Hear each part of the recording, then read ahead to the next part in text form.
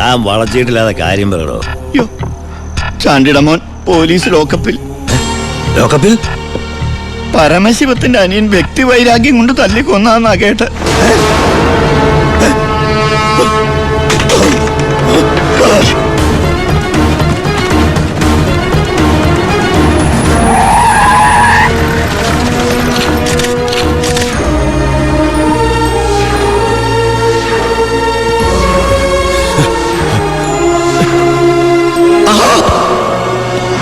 അതെ ചലോ.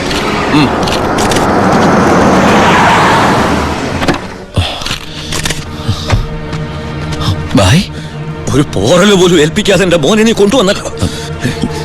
ഭായ്